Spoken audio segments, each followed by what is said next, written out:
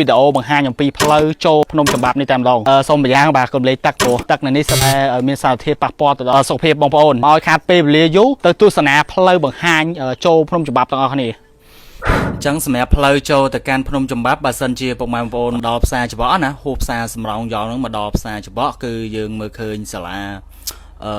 បទីស្រុកបទីបាទអញ្ចឹងយើងធ្វើការបត់ឆ្វេងមកទៅត្រង់ទៀតគឺទៅខេត្តតាកែវហើយអញ្ចឹងយើងធ្វើការបត់ឆ្វេងប្រហែលជាថា5គីឡូចុះអញ្ចឹងប្រហែលជា5គីឡូបងប្អូនកលេចឃើញភ្នំចម្បាប់នៅខាងស្ដាំដៃហើយប៉ុន្តែបងប្អូនព្យាយាមមើលខាងស្ដាំដៃផងដែរហើយដោយសារតែផ្លូវចូលខាងស្ដាំដៃគឺបាំងលបងផ្ទះអញ្ចឹងពុកម៉ែបងប្អូន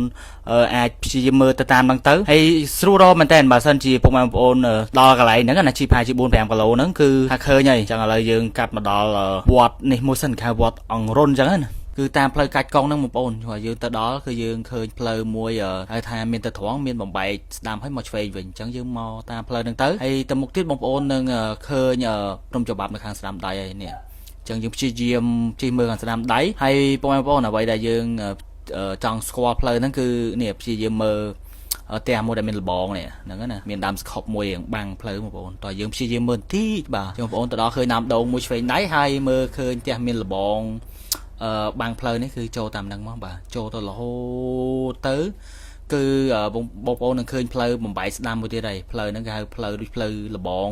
គេបើកអញ្ចឹងណាបើបងប្អូនទៅត្រង់រហូតក៏បានដែរគាត់ថាវាមានថ្មធំវាបាក់ធ្វើការឡើងតែបើយើងបត់ស្ដាំហើយវាទៅតែមួយទេអញ្ចឹងគឺថាឃើញពុកម៉ែបងប្អូននឹងទៅលេងច្រើនមែនតែសំណុំពរតាមយ៉ាងទេបងប្អូនអើយសូមគុំមេត្តាគុំលេងទឹកនឹងឲ្យសោះដោយសារតែមានសារធាតុគីមីមានសារធាតុម្សៅដែលមិនសល់ការទុកណាតែបងប្អូនទៅទស្សនាលេងលំហែអារម្មណ៍លេងហៅថាទៅពេជ្រនិចនៅកន្លែងនេះគឺអត់អីទេហើយមួយយ៉ាងដែរនិយាយទៅទឹកវាស្អាតគួរចង់លេងប៉ុន្តែគឺយើង